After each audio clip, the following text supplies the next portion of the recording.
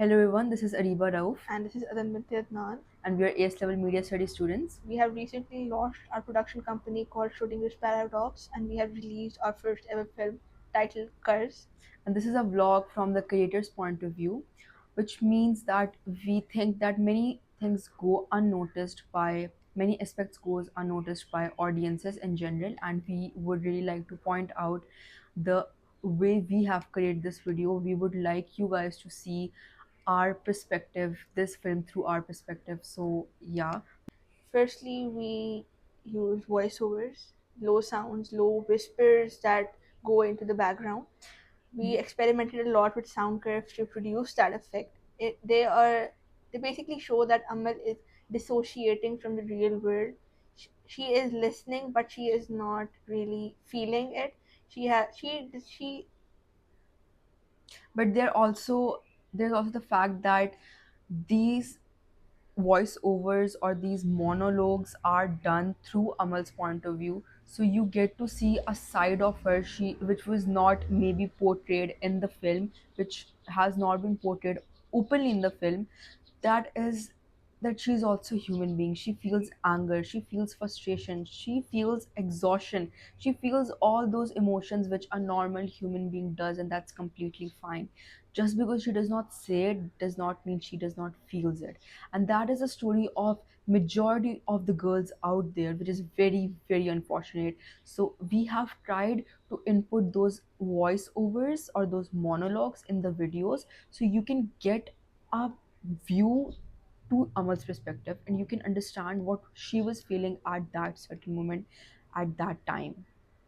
We improvise the use of a lot of sighs throughout the film. You can see Amal sighing when she is washing dishes, when she is talking with her friends. It shows that she is not overly broken, she is not going crazy, she is just exhausted. She is just very close to giving up. Another aspect you're going to notice is of the wedding ring. If you closely pay attention, you're going to see that in the scene where Amal is standing in the kitchen, she is wearing her wedding ring. However, when she is standing in a room and she's folding the clothes, she is not wearing her wedding ring. That the reason we input that detail is because we wanted the audiences to understand that when she was in the kitchen, she was still shackled by those chains of tradition, and she was still in the situation where she was She felt pressure to wear her wedding rings. The exactly. absence of the wedding ring shows that she is very close to giving up. She is tired, she is exhausted. She is not walking away from the marriage, she is not ending things dramatically, she is just putting less of herself. When we were recording the movie, we utilized window grills. We used them to show from the audience's point of view how Amal was caged, how she is a prisoner in her own house. And that is the reality of majority of the marriages, especially in a society like Pakistan. We're going to see that women are not free in their own homes. Women are caged even in their own homes. A place which is supposed to make them feel safe is the place of their nightmares. And other thing we are covering up is the after marriage and its expectation, like the social pressure. Throughout, you're going to see that there is social pressure, and we have portrayed that social pressure through Salar's character when Salar demands, not requests, not anything else, straight up demands to have the food on his table, when he demands to go make a cup of tea for himself.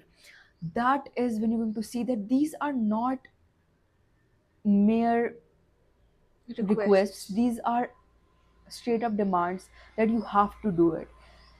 Women are not given a choice in doing their house chores. They are said that you have to do it because it's your job. If you notice, Amal flinches when Salar like gives his demands. This shows that deep-rooted fear of disobedience, the fear that if I don't do this, he is going to do something. And this fear, the reason for this fear might also be because that is what she has witnessed her mother going through. There is a pattern, a chain, a cycle which has a vicious cycle which was never broken until she, in last scene, stands up for herself. Another symbolic way of showing Amar's helplessness is that after she is done washing dishes, she just sighs and she looks at her hands.